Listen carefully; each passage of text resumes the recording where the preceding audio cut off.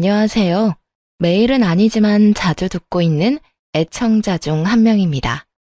날씨가 덥더니 어느새 가을이 와서 하늘이 너무 예쁜 요즘이죠. 하늘 보셨어요? 올려다보는 하늘과 높은 곳에서 보는 하늘은 느낌 자체가 다르더라고요. 날이 좋아 가족들과 등산을 하러 갔는데 올라가는 건 힘들었지만 정상에 서니 그 해방감이 이루 말할 수가 없었습니다. 그러면서 제가 살아온 지난 날들이 떠올랐어요. 누구에게나 각자만의 힘듦이 있고 사연이 있는 거지만 사람 마음 변하는 건 한순간이더군요.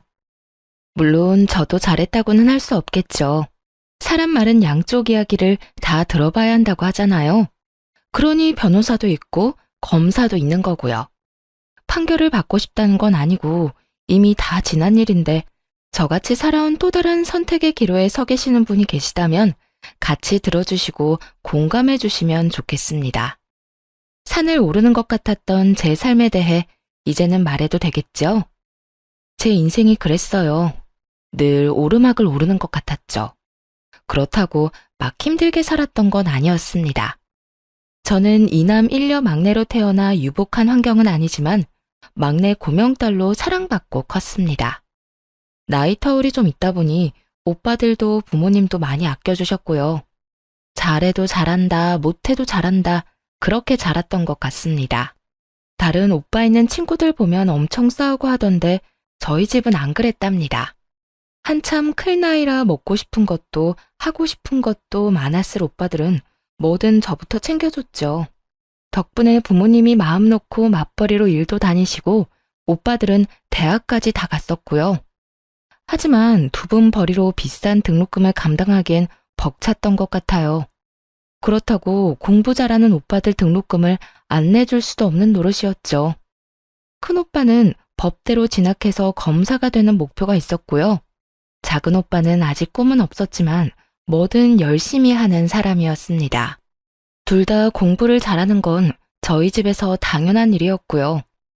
어느 날 큰오빠가 제대를 해서 복학을 하고 둘째 오빠가 대학교 입학을 앞두고 있던 날이었어요. 엄마의 한숨이 늘어나는 걸 봤습니다. 한숨 쉬다 저랑 눈이 마주치며 웃어주시는데 제가 모를 거라 생각하셨던 것 같습니다. 저도 그땐 이미 고등학교 진학을 어디로 할지 정할 시기라 그만큼 머리가 컸는데도 말이죠. 막내는 나이가 60을 먹어도 막내라는 말이 맞나 봅니다. 아마 그랬던 것 같습니다. 공부를 잘하긴 했는데 조금 경쟁률이 높은 과를 지원해서 전액 장학금을 받지는 못했고 작은 오빠는 그냥 바로 자원 입대를 하려고 하더군요. 당연히 부모님이 말리셨죠. 공부도 다 때가 있는 건데 놓치면 안 되는 거라고. 걱정하지 말고 공부나 하라고 하셨습니다. 그때 사회 분위기가 남자들은 무조건 대학을 가야 하는 분위기였습니다. 학자금 대출을 알아보러 다니시는 부모님 모습이 너무 밟혔어요. 어서 빨리 돈을 벌어 도움을 드리고 싶기도 했죠. 그 뒤 오빠들은 장학금을 놓치지 않고 학교를 다녔습니다. 그럼에도 불구하고 어머니의 한숨이 뇌리에 박혔던 탓일까요? 저는 상고로 진학하기로 결심했습니다. 저도 공부 잘하는 오빠들 덕분에 공부를 못하는 편은 아니었어요. 나름 학교에서도 상위권이라 선생님들은 당연히 제가 인문계로 진학할 거라고 찰떡같이 믿고 계셨고 아마 부모님도 다른 생각은 안 하셨던 것 같아요. 바쁘신 엄마가 처음으로 학교에 오셔야 했는데 항상 일하시느라 운동회도 못 오시던 분이었거든요. 그게 또 선생님에게 안 좋은 소리를 들으셔서 제 마음이 너무 아팠습니다. 어머니, 공부를 잘하는데 왜 상고를 가려고 하는지 모르겠네요. 집안이 많이 어려우세요. 네? 저희 미정이가 상고를요? 네, 무슨 생각으로 저러는 건지 모르지만 요즘은 여자들도 인문계 가야 대학도 가고 하고 싶은 거 하고 살지 않겠습니까? 좀 설득 좀 해봐 주세요. 미정아, 상고는 왜 가려고 그래? 누가 상고 가라고 했어? 엄마, 나 공부 잘하는 거 알잖아. 오빠들 때문에 이 정도 하는 거지. 인문계는 왜 가는 건데? 대학 가려고 가는 거잖아. 난 대학 안 갈 건데 굳이 인문계 갈 필요가 없잖아. 며칠 동안 오빠들부터 아빠까지 저를 설득하려고 애썼지만 제가 한 번 고집 피우면 절대 꺾지 않는다는 걸 모두 잘 알고 있었습니다. 그렇게 저는 상고로 진학했고 장학금을 받으며 다녔어요. 성적도 물론 좋았고요. 덕분에 남들보다 빨리 취업 전선에 뛰어들 수 있었는데 내가 목표로 했던 은행은 근처에도 못 갔지만 말입니다. 이것은 참 세상은 인맥으로 돌아간다고 내정받은 건 저였는데 무슨 연줄이 있는 건지 학교 오는 둥 마는 둥 하는 아이가 선발됐다고 하더군요. 그때 좀 힘들었죠. 세상이 다 밉게 보이고 그래도 어쩌겠어요. 바뀌는 건 없더라는 겁니다. 저는 은행 대신 제법 큰 공장 회계과에 들어가게 되었습니다. 은행도 아니고 뭐 힘들게야 하겠냐고 주판만 두드리고 서류 정리만 잘하면 된다고 들었거든요.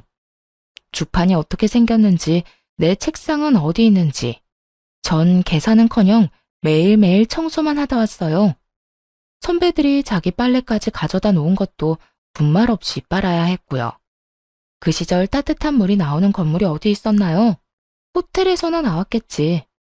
추운 겨울엔 얼어붙은 손을 호호 불면서 빨래를 해야 했습니다. 집안일이라고는 해본 적이 없었던 저는 손빨래가 그렇게 힘이 들었습니다. 요령이 너무 없었던 거죠. 빨래하고 들어오면 손이 얼어 타자를 칠 수가 없어 사무실 일은 더 못했고 그러다 보면 일 느리다고 구박받고 계속 그런 일상의 도돌이표였습니다. 심부름도 한 번에 시키는 법 없이 다녀오면 다른 사람이 불러서 또 시키고 뭐 그런 식이었답니다. 그러니 일을 제대로 배울 수 있는 환경이 못 되었던 거죠. 요즘 같으면 바로 신고감인데 저희 때는 신고가 어디 있겠습니까? 그냥 다녀야 했습니다. 좀 지나니까 이골이 나기도 하고 오기가 나서 어디 두고 봐라 하는 마음에 제일 먼저 출근해서 청소해놓고 얼어있는 손 녹여서 일하고 선배들이 일 시키기 전에 미리미리 예상해서 다 해놓고 마지막까지 정리 다 하고 퇴근하길 반복했어요. 인생의 암흑기를 말하라고 하면 딱 그때라고 말할 수 있을 정도였습니다. 하지만 어둠이 계속되는 법은 없잖아요. 점점 해가 뜨기 시작했습니다. 그러다 보니 서류 업무도 조금씩 저에게 돌아오더라고요. 아시다시피 전 청소보다는 공부 쪽이 체질에 맞는 사람이라 전 제자리를 찾은 사람 마냥 업무 처리를 거침없이 해나갈 수 있었습니다. 언제 또 청소를 빨래를 시킬까 싶어 얼른 업무를 처리해 나갔죠. 물론 배울 것도 많았지만 크게 실수하는 일 없이 빠른 속도로 처리하다 보니 선배들이 너도 나도 할 것 없이 저에게 일을 주더라고요. 어느새 반대로 선배들이 저에게 일을 맡기기 위해 제 일을 덜어주는 상황이 발생하게 되었고 이런 제가 입소문이 난 건지 비서실로 발령이 나는 일이 벌어졌습니다. 이제 입사한 지 얼마 안 된 제가 비서실까지 가는 건 좀 눈치가 보여 처음엔 가지 않겠다고 했습니다. 사실 제가 가도 되는 곳인지도 알 수 없었고 여기보다 더한 곳이라는 소문에 두려웠거든요. 선배들을 다 제치고 이제 막 20살 갓 넘은 제가 비서실이라니 말이 안 된다 생각했습니다. 월급도 처우도 확연히 달랐기 때문에 서로 가려고 하던 자리였습니다. 그런데 정말 발령이 나버린 겁니다. 제 의사와는 상관없이 발령이 나서 묵묵히 책상을 정리하는데 선배들이 다가오더군요. 해코지할까봐 얼마나 놀랐는지 여자들의 시기 질투 원망이 얼마나 무서운지 직접 느껴본 저는 그저 무서움에 떨어야 했습니다. 그런데 아니었어요. 선배들은 진심으로 절 축하해 주셨어요. 미정아, 여기보다 더 힘들 거야. 열심히 해야 해. 우리 얼굴에 먹칠하지 말고. 알았지? 그래. 그래도 너라면 잘할 거야. 힘들 땐 놀러와. 우리가 비서실 애들 욕 다 들어줄게. 밉상 같던 선배들이 격려해주고 축하해주니 눈물이 다 나더군요. 남자들만 우정이 있는 게 아니죠. 여자들 우정도 만만찮아요. 고생 끝에 낙이 온다는 옛말이 틀린 게 하나 없어요. 그동안의 고생은 싹 잊어버리게 되더니 통장에 착착 돈 쌓이는 소리가 들리는 것 같은 나날을 보냈습니다. 중간중간 군대 갔다 온 오빠들 몰래 등록금이나 생활비를 보내주고도 돈 쓸 데가 없던 저는 제법 돈을 모을 수 있었어요. 그쯤 되니 저도 공부를 하고 싶어졌습니다. 어릴 땐 돈만 벌면 된다 싶었는데 사회생활을 하다 보니 그건 또 아니더라고요. 필요한 자격증은 학교 다니면서 땄기 때문에 대학교 졸업장이 가지고 싶었던 거죠. 이곳도 충분히 좋은 곳이었지만 여러 사람들을 만나고 사회생활을 하면서 선배들의 조언도 좀 들리게 되고요. 여자도 좋은 대학 나와야 해. 좋은 대학 아니라도 대학은 나와야 해. 그래야 대접받아. 봐봐, 김대리하고 나하고 입사 동기인데 그때 월급 차이가 얼마나 났는지 알아? 살기 싫더라고. 김대리 타자도 한글 문서 작업도 못하던 놈이란 말이야. 일은 내가 더 많이 하는데. 선배의 말에 역시 대학을 다녀야겠다고 생각했지만 일하면서 공부를 병행하는 건 무척 어려웠습니다. 졸업한 지도 좀 되었으니 기억나는 것도 없었고요. 그래도 직장인들을 받아주는 야간 대학이 있다는 것을 알고 등록을 하고 학교를 다니기 시작했답니다. 그쯤 큰오빠는 사법고시를 패스했고 회사를 다니다가 무슨 시험 준비를 한다던 작은오빠까지 공무원 시험에 합격해 집안의 경사가 계속 이어졌습니다. 동네 플랜카드도 제가 걸어주었습니다. 모두에게 우리 오빠들이 이만큼 잘났다고 자랑하고 싶었죠. 그걸 보며 부모님이 웃으시는 걸 보자 제 마음이 다 편해지더군요. 뭔가 다 이룬 느낌까지 들었습니다. 정작 저 스스로는 이뤄놓은 게 하나 없었는데 말이죠. 그날을 계기로 전 홀가분한 기분으로 다시 직장과 공부를 병행하며 즐거운 나날을 보냈습니다. 가끔 부모님 용돈 드리는 거 외엔 저는 계속 저금을 했어요. 투자 이런 것도 잘 몰라 그냥 무작정 이율 좋은 은행 찾아 적금 넣는 식으로 돈을 모았습니다. 그러다 야간 대학에서 저처럼 뒤늦게 대학 졸업장을 따기 위해 온 남편을 만나 연애라는 걸 하게 되었습니다. 사는 게 바빠 관심 가질 여유가 없어 해본 적 없는 연애를 나이가 제법 차서 하니 모든 게 다 설레고 마냥 좋았죠. 남편도 무슨 사정인 건지 주머니 사정이 좋아 보이지는 않았고 저는 그런 거 신경 쓰지 않았습니다. 야간 대학에서 만났다는 공통점 하나만으로 충분했거든요. 저희는 날이 좋을 때는 공원 데이트, 추울 땐 따뜻한 오뎅 먹어가며 두 손 꼭 잡고 데이트를 즐겼답니다. 그러다 추우면 버스를 탔고요. 지금 생각해보면 무슨 궁상이냐 해도 그때만의 설렘이 있지 않겠어요? 이제는 하라고 해도 못하겠지만요. 그렇게 연애를 제법 오래 하다 주변에서 결혼은 언제 할 거냐는 말을 자주 듣게 되었습니다. 둘 다 그냥 시기가 오면 자연스레 결혼한다고 생각했던 것 같네요. 주변 지인들이 연애는 다른 사람이랑 더 하고 결혼은 나중에 해도 되지 않겠냐고 말리기도 했는데 제가 다른 생각은 잘 못하더라고요. 별 남자 있나 싶고 남편이 지금 저에겐 충분히 좋은 사람이었습니다. 가족들에게 소개를 했던 날 엄마가 조심스레 불러서 물으셨어요. 너무 급하게 정하는 건 아니고? 너 남자 처음 만나서 바로 결혼하는 거 엄마는 좀 별론데 너 선자리도 좀 들어오고 있어. 천천히 연애만 해보는 건 어떠니? 엄마, 내가 이 사람보다 더 좋은 사람을 어디서 만나겠어요? 아니, 네가 어디가 부족해서 그래. 저렇게 짱짱한 오빠가 둘이나 있는데 기죽을 일 없지. 너 회사에서도 능력 인정받고. 그때 엄마도 속물이구나. 약간 실망했어요. 또 오빠들이 잘 나가는 거지 내가 잘 나가는 게 아닌데 그걸 남편과 비교하니 화도 좀 났죠. 당장 제가 시집을 간다고 해도 저희 집 재정 상태가 좋은 건 아니라 해줄 수 있는 것도 없었고요. 저도 받을 생각도 없었지만 이제 막 사회생활하기 시작한 오빠들에게 무슨 돈이 있겠어요?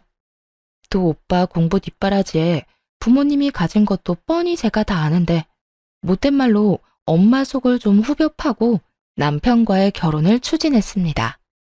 엄마, 나 냉장고라도 하나 사줄 수 있어? 없잖아. 그냥 내가 알아서 갈 테니까 반대만 하지 말아줘. 양가 집안의 양해를 구하고 혼수 예물 아무것도 하지 않았습니다. 그래도 너무 빈손인 건 정말 아닌 것 같아 시부모님 옷 한 벌씩은 해드리라고 남편에게 봉투를 주긴 했습니다. 그게 많이 부족하다고 생각하신 건지 시부모님 얼굴이 썩 나를 반기지는 않으셨어요. 살면서 잘해드리면 되지 싶어 저는 크게 신경 쓰지 않기로 했습니다.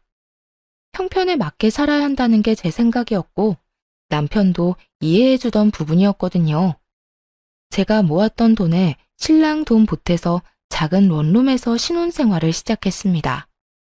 신랑이 제 말에 잘 따라주는 편이었기 때문에 월급의 70%는 적금을 넣었고 혼자 벌다 둘이서 모으기 시작하니 생각보다 돈이 빨리 불어났습니다.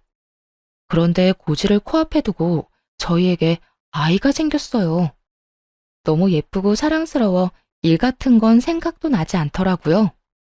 지금을 놓치면 아이 크는 걸 못 볼 것 같다는 생각에 저는 저축을 조금 미루기로 했습니다. 집에서 아이를 돌보는 게 제 일이라 생각했고 그래서 일을 그만둔 거였죠. 저희 부모님도 소소하게 일을 하고 계셨고 시부모님들도 마찬가지셨어요. 아이를 봐줄 사람이 없었기 때문에 차선책이 없기도 했습니다. 아이가 생기니 저의 집에 대한 열망은 더 커졌어요. 아이가 크면 자기 방은 하나 줘야 하지 않겠나 하는 마음에 더 악착같이 아끼며 어떻게 보면 궁상맞게 살았던 것도 같습니다. 저는 옷이 계절별로 2벌이면 좋겠고요. 옷을 언제 사본지 기억나지 않을 정도였죠. 화장품은 처녀 때 쓰던 거 그대로 화장대 위에 있었습니다. 뚜껑 열 필요도 못 느끼겠더군요. 그래도 아이 얼굴엔 로션 발라주고 신랑 옷은 계절별로 사주며 오롯이 제 것만 줄여 나갔습니다. 아이가 클수록 돈이 많이 들기 시작했어요. 기저귀 값만 해도 사이즈가 커지니 양은 적은데 비싸지고 분유값도 감당 안 될 지경이었어요. 남편 월급이 얼마길래 그랬냐고요? 그렇게 많이 가져오지는 못했어요. 월급이 적은 대신 칼퇴근에 힘든 일이 별로 없는 곳이었죠. 반 공무원이라고 생각하시면 될 겁니다. 여튼 둘이 벌다 혼자 벌게 되고 입은 셋이 됐는데 저축은 그대로 해야 하고 남편을 조금 못 살게 굴었던 것도 같습니다. 먹는 것도 그냥 반찬 하나에 밥, 국 정도면 먹는 저와 달리 남편은 안 먹어도 한 상 차려 먹는 걸 좋아하는 편이었으니 얼마나 맵기가 불만이었을까요? 한 번씩 친정에서 반찬 좀 주면 잘 차려주지 매일 그런 밥상은 힘들었습니다. 반찬이 생겨도 며칠에 나눠서 먹고는 했으니까요. 당연히 남편도 이해해준다고 생각했어요. 그래도 다른 건 남들 못지않게 신경 써주고 있다고 자부했으니까요. 그런데 어느 날부터 남편이 안 하던 반찬 투정도 하고 짜증을 입에 달기 시작했습니다. 안 그러던 사람이 그래서 외벌이라 힘든 거지 하고 이해하고 넘어갔습니다. 확 변하면 눈치라도 챌 수 있었을 텐데 차츰 변하는 걸 알아채기엔 저도 아이를 키우느라 정신이 너무 없었네요.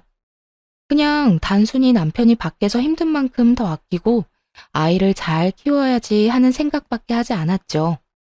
그러다 드디어 제일 큰 금액이 든 적금 만기일이 다가왔습니다. 저는 미리 집을 보러 다녔어요. 집이라는 게 발품도 팔아야 같은 값이라 해도 더 좋은 집을 구한다고 동네 부동산 사장님이 그러셨거든요. 세대, 여기 슈퍼 건너편 2층 벽돌집 알지? 거기가 지금 금매로 나왔어. 나쁜 일로 나온 게 아니라 이민을 간다고 빨리 처분해달라더라고. 생각 있으면 보러 와. 여러 군데 집을 보러 다니다가 괜찮은 집이 금매로 나왔다는 연락을 받고 보러 갔더니 정말 마음에 딱 드는 그런 집이었습니다. 그 집을 보는 순간 저는 이미 머릿속으로 인테리어도 끝내고 이사날을 언제로 하면 될까 생각 중이었다니까요. 저녁에 남편이 오기만을 기다렸다가 집 이야기를 꺼내자 남편 반응이 좋지 않았습니다. 집? 집을 꼭 지금 사야 해? 지금 부동산 분위기도 안 좋은데 더 기다렸다가 사도 괜찮지 않을까? 그럼 언제 사? 적금 만기됐고 대출 조금만 받으면 살 수 있는데 금매로 나온 거라 금방 나갈 거란 말이야. 이 가격에 그 집 못 산다고. 됐어. 집은 다음에 사. 부부 회의는 결렬되고 말았습니다. 저희는 싸움 아닌 싸움을 했고 남편은 그 길로 나가더니 들어오지 않았고요. 저는 남편은 차차 설득하면 된다고 생각하고 일단 계약금을 걸기 위해 은행을 찾아갔습니다. 그런데 이게 무슨 일인가요? 만기 통장에서 찾을 수 있는 돈은 없었습니다. 대체 무슨 일이 일어난 건지 처음엔 도통 알 수 없었습니다. 내 명의 통장을 누가 건드릴 수 있다는 말인지, 요즘은 신원 확인도 잘해서 본인 아니면 통장 거래도 안 된다고 알고 있었는데 말이죠. 사모님, 2달 전에 온라인으로 해지 신청하시고 인터넷 뱅킹으로 이체하신 이력이 있으십니다. 모바일 OTP도 받으셨네요. 휴대폰 한번 보세요. 대체 누가 내 휴대폰에 은행 어플을 깔아 해지를 하고 이체를 했다는 건지 멍청하게 그때까지도 전 남편을 의심하지 않았습니다. 그냥 어떻게 그게 가능하지? 라고 바보 같은 생각만 했죠. 저기 이체된 계좌주 명이 땡땡땡입니다. 바로 남편이었죠. 하늘이 무너지는 것 같았습니다. 돈을 떠나서 믿었던 사람에게 배신당한 느낌에 정신을 차릴 수가 없었습니다.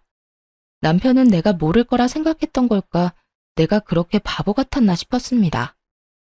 몰라서 안 한 게 아니라 돈 거래를 할 일이 없어 인터넷 뱅킹도 일부러 깔아두지 않았는데 이게 독이 될 줄이야 누가 알았겠어요. 은행에서 돌아오는 길이 천리말리길 같았습니다. 유치원을 다녀온 아이를 보자 덜컥 눈물부터 나더군요. 자기 방에다 예쁜 침대하고 책상을 갖고 싶어 했는데 엄마가 금방 해줄게, 조금만 기다려 라는 말에 너무 기뻐하던 아이였는데, 아이를 안고 울고 있는데 남편이 들어왔습니다. 저희는 처음으로 아이 앞에서 부부싸움을 했어요. 눈에 불덩이라도 떨어진 건지 아무 생각도 안 나더군요. 당신, 얘기 좀 해. 오늘 적금 찾으러 갔다 왔어. 근데 돈이 없더라? 나 빈 통장만 들고 되돌아왔다고. 1,000만 원도 아니고 억 단위 돈을 어디다 썼어?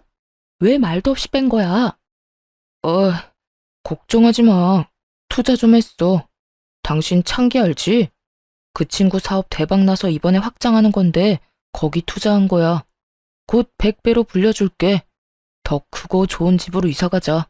알겠지? 100배라는 말을 믿을 수 있어? 그러다 잘못되면 투자 아무나 하는 거 아니야. 아무나? 내가 아무나야? 막말로 그 돈 내 월급도 들어갔잖아. 공동재산인데 내가 쓰면 안 되는 거야? 그 말이 아니고 상의를 먼저 하고 했어야지. 그렇게 마음대로 써버리면 그러다 잘못되면 나한테 뭐라고 하려고 그랬던 건데? 잘못될 일 없어. 창기가 그럴 일 없다고 했어. 확실하다고 했다고. 당신이 집에서 살림만 해서 사회 돌아가는 걸 몰라서 그래. 신재생 에너지가 뭔지는 알아? 모르잖아. 모르면 그냥 가만히 있어. 초조한 나날을 보내다 결국 사단이 나고야 말았습니다. 남편은 공황장애가 온 사람처럼 불안해하며 이상한 증상을 보이더니 회사도 가지 않는 것 같았습니다. 그러다 어느 날 통화를 하더니 욕을 하고는 폰을 집어 던지더군요. 느낌이 왔죠. 아, 잘못됐구나. 100배 넘는 수익이라니요. 그건 다단계였습니다. 처음엔 수익이 통장에 짱짱하게 찍혀 사람 속이기 딱 좋죠. 그걸 보고 창기라는 남편 친구가 속아서 시작을 하고 친구를 찰떡같이 믿은 남편은 제대로 알아보지도 않고 투자를 한 거였죠. 공중에서 돈다발이라도 뿌려봤으면 덜 억울했을지도 모릅니다. 한참 오르막을 오르다 정상에 다 왔다 했더니 더 가파른 길이 나타난 겁니다. 아니, 절벽이 나타난 거죠. 남편은 몇 날 며칠 술만 마셨어요. 저러다 급성 간경화로 죽는 건 아닐까 걱정될 정도였습니다. 미우나 고우나 제 남편 아니겠어요? 저는 다시 시작한다는 기분으로 남편을 다독였어요. 다시는 이러지 마. 사라진 돈, 그냥 없었던 돈이라 생각하고 다시 모으자. 그러니 정신 좀 차리고 당분간 집에서 좀 쉬어. 남편도 면목이 없었던 건지 조용히 받아들이더군요. 이미 회사에서도 잘린 상태였고 일할 의지도 없어 보여 제가 일자리를 알아볼 수밖에 없었습니다. 돈복은 없어도 일복은 있는지 마침 연락해본 직장 선배에게서 자리가 났다는 소식을 듣게 되었죠. 몇 년의 공백이 있었지만 저를 기억하고 있는 분들은 많았어요. 복귀한다고 하니 반겨주셔서 너무 감사했습니다. 그렇게 저는 남편 대신 한 가정의 가장이 되는 길을 택했어요. 남편이 그렇게 되기 전만 해도 성실히 일해온 건 분명한 사실이니까요. 남편에게도 휴가를 주는 거였죠. 그런데 남편은 저에게 받는 용돈이 아무래도 부족했던 건지 저 몰래 오빠들을 찾아가거나 친정엄마를 찾아가서 손을 벌리는 한심한 사람이 되어버렸습니다. 하지만 모른 척 기다렸어요. 전 아이 아빠를 믿었거든요. 다시 일어설 거라고. 외벌이는 힘들었지만 역시 직장 생활은 저의 삶에 활기를 불러일으켜 주었습니다. 힘든 일은 금방 잊어버리게 되더군요. 그러다 친정엄마가 점심때 회사로 찾아오셨어요. 경희 아줌마 알지? 저번에 그 아줌마 따라 경매에 가봤거든. 다들 하나씩 적어내길래 그냥 한번 적어냈는데 내가 낙찰받았지 뭐냐? 무려 서울에 있는 50평대 아파트였습니다. 무슨 사연으로 경매에 나온 건지 모르지만 엄마가 낙찰받은 가격도 그렇게 낮은 금액도 아니었죠. 저에게 돈을 달라고 오신 건가? 드릴 돈이 없는데 괜한 걱정부터 들었습니다. 저희 집이 이렇게 된 걸 엄마는 모르셨거든요. 엄마가 돈이 어디 있어서. 응, 네 오빠들도 일하니까 돈 금방 모이더라. 내 새끼들이 다 착하잖냐. 너도 그렇고 벌어서 나 갖다 주잖아. 이 나이 먹고 이제 돈 쓸 데도 없고 해서 그냥 한번 해본 건데 그네한테 물어보니 괜찮은 거라고 낙찰 받으라 해서 받았어. 그리고 너 시집 갈 때 집에 돈이 너무 없어서 아무것도 못 해준 거 엄마가 마음이 안 좋았는데 그래서 말이야. 이거 너 해라. 엄마. 네가 그동안 하고 싶은 거 못하고 모은 돈 다 우리한테 쓴 거 알아. 그거의 10분의 1도 안 되겠지만 이거라도 해서 시댁에서 어깨 펴고 살으렴. 엄마가 그렇게 말하는 이유가 있었어요. 사실 무슨 피해의식인지 없이 살수록 없는 사람을 더 업신여긴다는 거 여러분은 느껴본 적 있나요? 전 우리 남편 집을 보면서 그걸 딱 느꼈습니다. 그래서 결혼할 때 혼수나 예물을 무리해서 해가나 봅니다. 제가 너무 아무것도 없이 시집을 가다 보니 남편 집에서 은근히 저희 집을 무시하긴 했거든요. 굳이 비교를 하자면 저희 친정이 훨씬 나은 집이었는데 많은 무시를 당한 게 사실이었습니다. 엄마는 다 알고 계셨나 봐요. 임신하며 공부도 중단해 결국 졸업장은 따지도 못했으니 난 고졸이고 남편은 졸업장을 따서 대졸이었죠. 그런 걸로도 사람을 무시하더라고요. 당신 아들이 돈 날려먹은 건 신경도 안 쓰고 오빠들은? 오빠들도 결혼할 때 필요하잖아.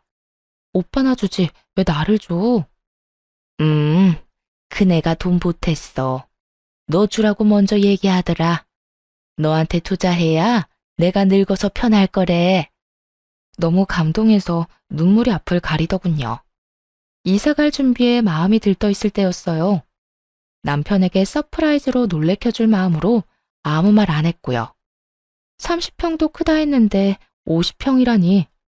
생각지도 못한 평수에 아이방 하나, 부부방 하나, 손님방 하나 해도 방이 남아돌고 시부모님을 모실까 생각 중이었는데 남편이 갑자기 이혼을 하자며 이혼 서류를 내밀더군요. 당신 같은 짠순이랑 사는 거 이제 더는 못 해먹겠어. 여자가 어디 꾸미는 구석이라도 있어야 예쁘게 봐주기라도 하지. 화장은 하고 다녀? 회사에서 그러고 다니면 안 잘려? 그 옷은 유니폼이야? 맨날 똑같은 옷 입고 나가고. 당신 무슨 소리야? 갑자기 왜 그래? 말 나온 김에 그냥 정리하자. 나 만나는 사람 있어. 애는 네가 데려가. 내가 혼자 벌어서 그동안 고생한 거 알지? 나도 더 늦기 전에 남들처럼 살아보고 싶다. 그러니까 그냥 이혼하자. 갑자기 왜 이러는지 모르겠어. 무슨 일 있어? 막말로 네가 우리 집에 잘하기를 했냐? 나한테 해준 게 뭐 있어? 맨날 돈돈거리며 통장이나 끼고 살았지. 나한테 관심이나 있었어? 여보, 그거야. 우리 잘 살아보려고 집 한 채 가지고 있으면 당신도 부담 줄고 집 담보 잡아서 사업이라도 할 수 있는 건데 그러려고 아둥바둥한 걸 그렇게 말하면 난 어떡하라고. 그러니까 난 이제 그런 거 신물이 나니까 너 혼자 하라고. 아니면 마음 맞는 사람 찾아서 둘이 해보던지. 같이 고생해서 왜 그래. 며칠 전에 엄마가 서울에 50평대 아파트 경매로 낙찰받아서 나 주셨어. 계약서 받으면 당신한테 말해주려고 한 건데 거기 위치도 너무 좋고 학군도 좋아서 다른 데 이사 갈 필요도 없어. 평생 쭉 살면 되고 방도 많아서 당신 부모님 같이 모시고 살자. 그래? 그럼 그거 그냥 다시 팔아서 재산 분할하고 너는 너, 나는 나. 이렇게 따로 새삼 살자. 여보, 내가 더 잘할게. 이제 고생 끝났는데 그렇게 말하지 말고 어머님 아버님에게도 더 잘할게. 그동안 섭섭한 게 있으면 다 말해. 다 고쳐볼게. 하지만 남편은 막무가내였어요. 어떤 말을 해도 들어주지 않았고 저는 시부모님을 찾아갔죠. 좀 말려달라고 말이죠. 하지만 오히려 시부모님이 빨리 도장 안 찍어주냐며 저를 나무라셨어요. 어여 도장이나 찍어줘라. 각자 갈 길이 다르면 놔주는 것도 서로를 위해 좋은 거야. 너도 너랑 끝맞는 사람 만나서 새 살림 차리면 되지 않겠니? 네? 어머니, 그게 무슨 말씀이세요?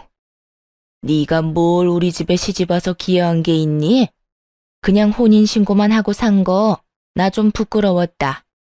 내가 축의금 낸 것만 얼만데 그런 거 하나도 못 받고 예물도 없이. 어쨌든 빨리 해주려무나. 어머니, 그 일 진짜 여자 생겨서 그러는 거예요? 믿을 수가 없어요. 바람 핀 건 아니고 그냥 우리 애를 좋다고 쫓아다니는 여자가 하나 있어. 그 여자 집안이 좀 괜찮아 보이긴 하는구나. 제가 뭘 그렇게 잘못한 걸까 한참을 생각했습니다. 막말로 남편의 뭐가 좋다고 집안 좋은 여자가 따른다는 말인지 그것조차 위험하게 들렸습니다. 저는 그렇게 미움받을 짓 한 거 없고 그저 잘 살아보려고 할 수 있는 만큼 잘해드리려 했는데 그게 성에 안 차셨던가 봅니다. 저는 진심으로 슬펐습니다. 수년간의 결혼 생활을 부정당한 기분에 우울하기까지 했어요. 며칠을 이혼을 한 해 못 한 해 실랑이를 하다가 아이는 제가 데려가는 대신 양육비는 줄 수 없다고 하는 말에 또 며칠 실랑이가 이어졌습니다. 양육비를 원하면 자기가 아이를 키울 테니 저더러 양육비를 달라고 하더군요. 저 모습에 어느 엄마가 아이를 맡기겠습니까? 저는 이혼을 해줄 테니 그럼 아이만 데려가겠다고 합의를 했습니다. 결국 여전히 마음을 추스리지 못하고 끌려가듯 법원에 갔습니다. 저는 큰오빠와 함께 남편은 시어머니와 함께였죠. 힘겹게 서류를 제출하는데 남편이 제가 모르는 서류를 하나 더 제출하더군요. 뭐냐고 물으니 당당하게 재산분할 신청서라고 합니다.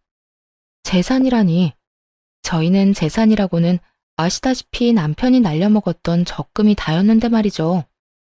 우리한테 무슨 재산이 있다고 그런 서류를 내? 지금 사는 집 전세금? 그거 반반하면 되는 거 아니야? 굳이 이런 거 낼 필요 없이. 또 50평 아파트 장모가 준 거 있잖아. 그건 왜 빠뜨려? 날 아주 호구로 하는구만. 아니, 그건 엄마가 나한테 준 거지 당신 건 아니잖아. 당황해서 아무 말 못하고 있자 큰오빠가 나서서 증여재산에 대해 차분하게 설명해 주었습니다. 자네 그때 내 동생 데려갈 때 뭐라고 했어? 손에 무릎 묻혀도 마음만은 보듬고 살겠다고 했잖아. 이게 뭐야? 그리고 증여재산은 재산 분할에 해당이 안 되는 거 모르나? 모르면 변호사한테 물어보던가. 뭐? 그 아파트가 재산분할에 해당 안 된다고? 나 그거 믿고 너 만나는 애인이랑 그거 팔아서 새 살림 차리라고 한 건데. 뭐야, 엄마. 엄마가 그냥 이혼하면 된다고 했잖아. 나 그럼 돈 한 푼도 못 받는 거야? 아유, 잘 좀 알아보지. 어떡하면 좋니?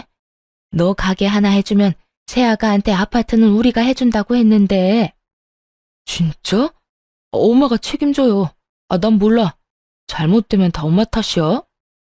지금껏 보고 살아온 사람이 맞는 건지 완전 다른 사람을 보는 것 같았습니다. 무엇에 홀려도 단단히 홀렸던 게 아닐까 했죠. 저런 사람을 남편이라고 받들고 살다니 제 자신이 한심하기 이루 말할 수 없었죠. 순식간에 콩깍지가 벗겨졌는지 정남이가 뚝 떨어졌습니다. 이혼 서류 제출만으로는 이혼이 바로 되지는 않더군요.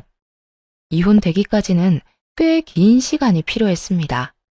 조정기간 이런 것도 필요했고요. 먼저 이혼을 요구한 남편은 아파트가 재산 분할이 안 된다고 하자 말을 바꿨습니다.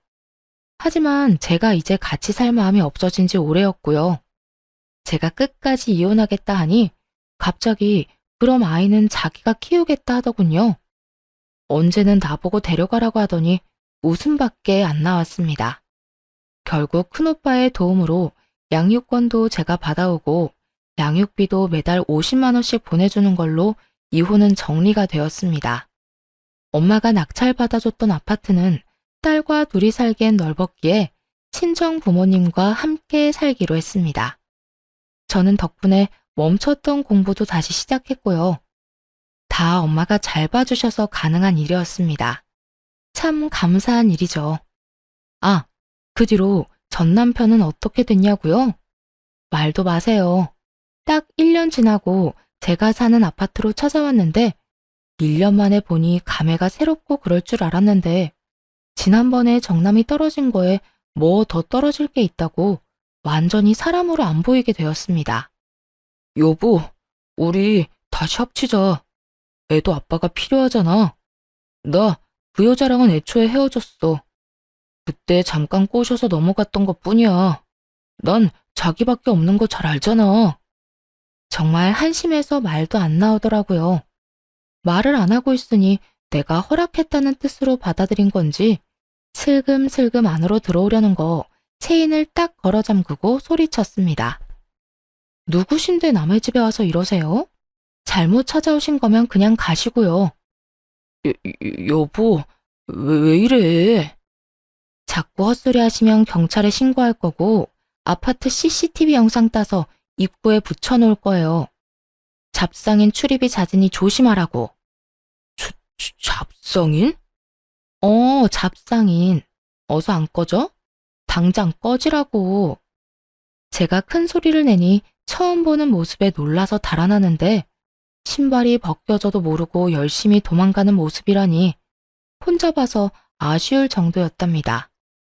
그렇게 쪽을 당했으니 다시는 오지 않을 거라 생각했는데 방심했던 게 있었습니다. 딸아이 학교를 찾아간 거였어요. 이제는 초등학생이 된 딸은 아무래도 아빠를 보니 좋았나 봅니다. 딸이 처음 보는 인형을 집으로 들고 들어와 물으니 아빠가 줬다고 말하는 거 있죠? 이 사람이 아이를 꼬시려고 작정을 했구나 싶었죠. 저는 바로 큰오빠에게 사정을 얘기하고 접근 금지 신청을 부탁했어요. 딸에게도 아빠를 보면 따라가면 안 된다고 신신당부했고요. 이대로는 안 되겠다 싶어 고민을 하다 전 남편의 부모님을 찾아갔어요. 다시는 보고 싶지 않은 사람들이지만 결판을 지어야겠다고 생각했죠. 전 시부모는 작은 테이블 몇 개 놓고 동네 치킨집을 하고 있었는데 제가 간 날 딱 봐도 고등학생으로 보이는 아이들에게 술을 팔고 있었습니다. 핸드폰 동영상 줌 기능을 활용해 증거 영상을 깔끔하게 찍어 전 시모에게 내밀었죠. 이 친구들 학생인 거 알고 술 파시는 거죠? 이거 제가 시청에 넣으면 영업정지 당하는 건 아실 테니까 긴 말 안 할게요. 딸아이 근처에 얼씬도 하지 말라고 해주세요. 아니면 사람 심어서 계속 사진 찍어서 신고할 테니까. 아니야. 저 청년들 학교 안 다녀.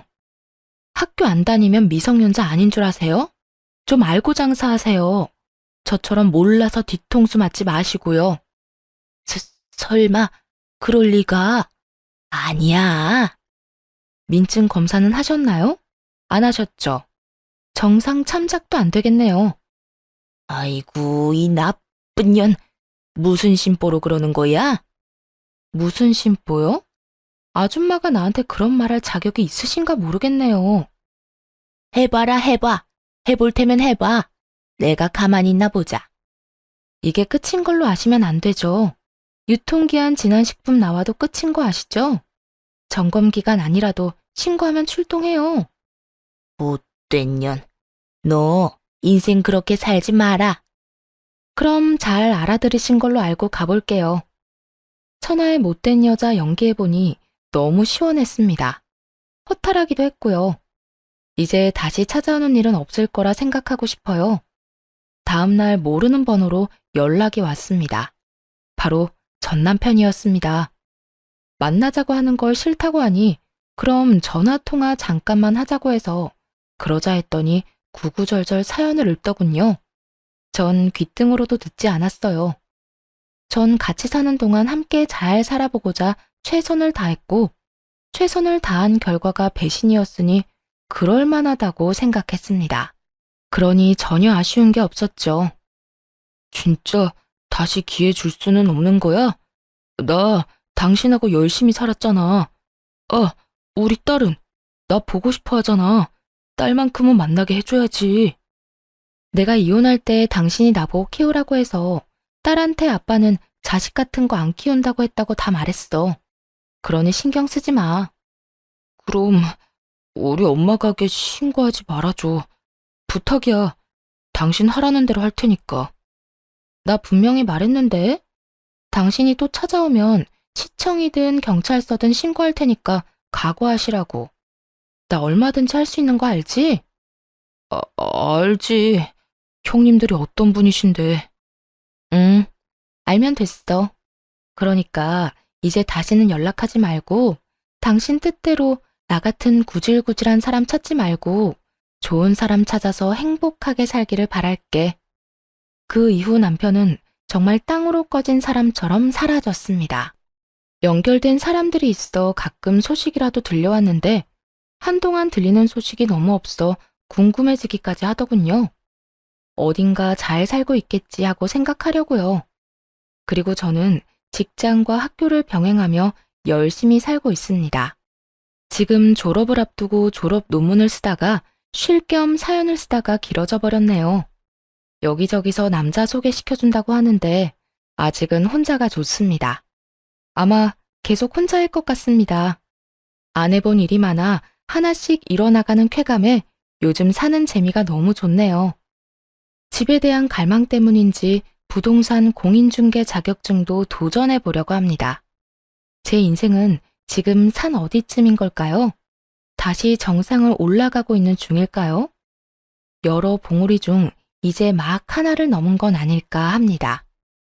산에 오르려면 오르막을 올라야 하고 결국 내리막을 내려와야 집으로 갈 수 있듯이 욕심 안 부리면 힘든 일도 금방 지나가는 것 같습니다. 이거 들으시는 여러분도 힘든 일만 생각하지 마시고 뒤도 돌아보고 옆 사람도 가끔 의심하면서 인생 즐기면서 사시면 좋겠습니다. 그러다 가끔 산에 가셔서 깨끗한 공기 마시면서 기분 전환해 보시는 것도 추천드리고요. 긴 이야기 들어주셔서 감사드립니다. 일교차 심한데 감기 조심하세요.